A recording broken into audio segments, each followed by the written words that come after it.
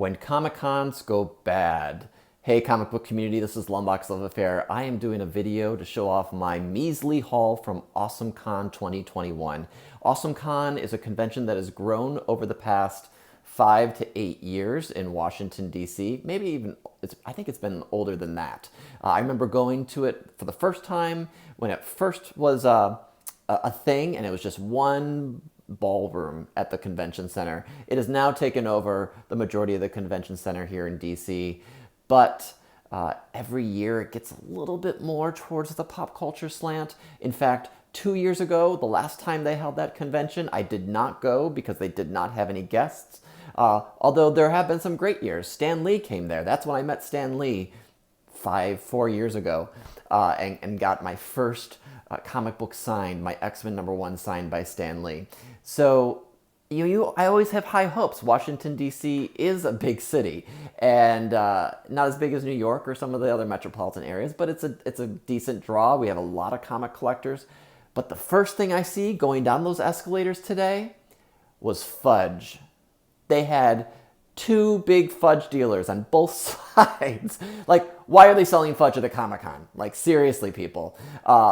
And they have people with instruments and crafty things, and I understand it has a place. There are collectors for everything. There's collectors for the minifigs, there's collectors for the pops.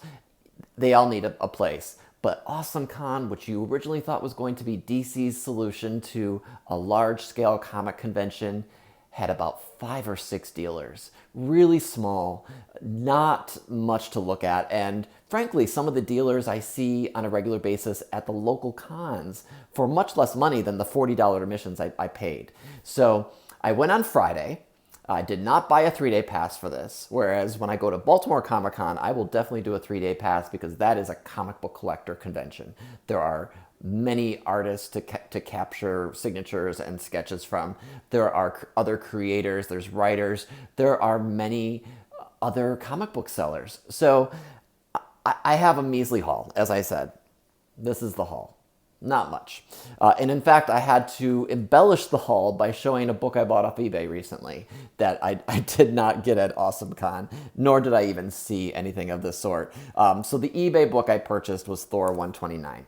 And first appearance of Zeus, Ares, the gods of Olympus, basically, that are hinted at for an upcoming movie. And if anything, it's just good first appearances to have from the mythology range of characters. So pick this up. This has been picking up steam. I found it for a pretty decent deal on eBay, and it is a complete copy. Really nice condition. I need to inspect it a little bit more. I need to get better about doing that when my books come in, and just finding the time to look through them, and then if they're ones that I'm going to read them. So that was my eBay purchase. So everything else I'm going to show today is AwesomeCon, and frankly, I got these at 2 booths.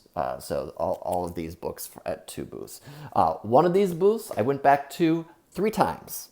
I went and purchased stuff 3 different times because there was nothing else to do at this convention. And I was with a friend, and he doesn't like to dig too much. And so I got a little self-conscious. And so I didn't really dive into the dollar bins. They weren't organized at the ones that that were at this con.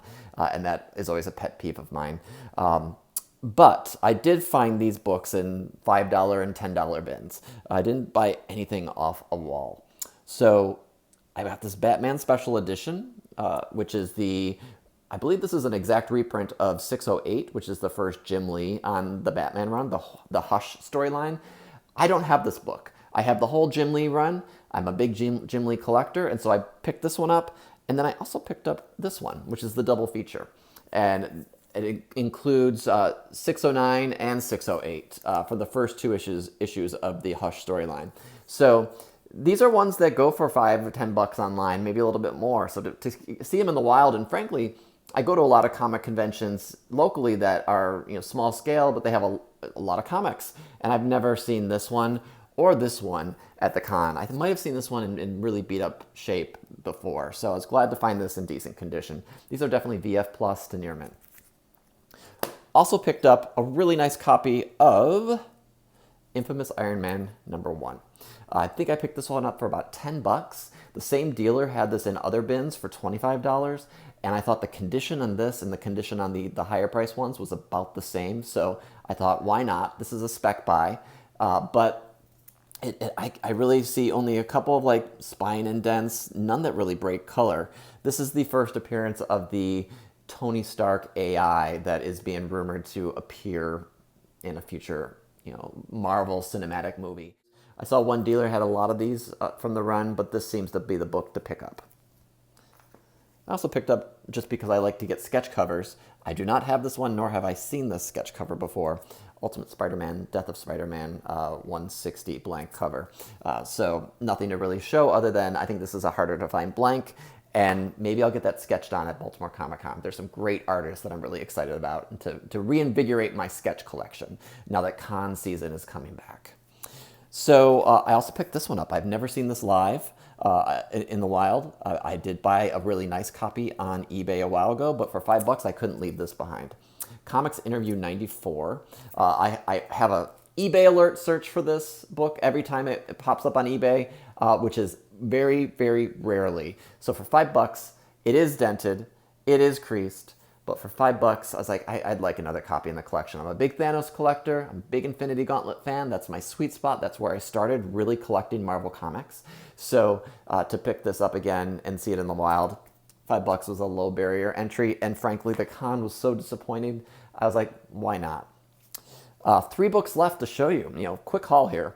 I picked up Peter Parker, the Spectacular Spider-Man 98 and 99. First appearance and first cover appearance of the Spot character, which there's rumors that this character will appear in the new Edge of Spider-Verse movie, or what's the full title? But it's the new Miles Morales Spider-Verse movie that is the animated movie that is supposed to be coming out in the coming years. I don't know how valid those rumors are, but I picked them up for $20 and $10 respectively.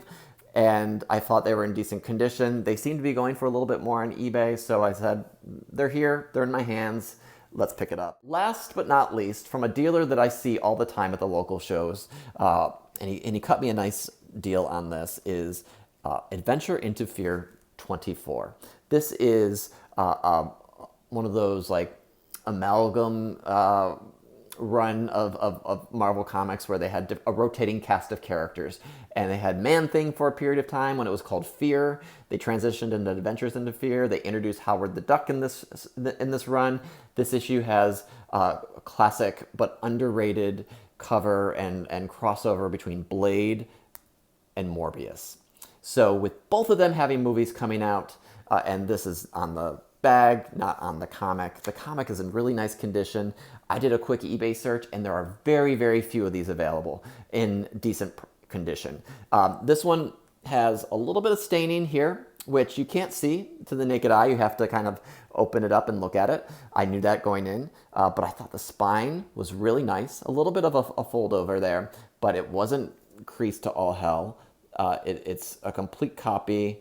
Just really cool classic Morbius cover. If anything, this is a PC book, possibly a spec and flip in the future if these characters ever do take off. Blade is a hot character right now, and Morbius has a lot of speculation.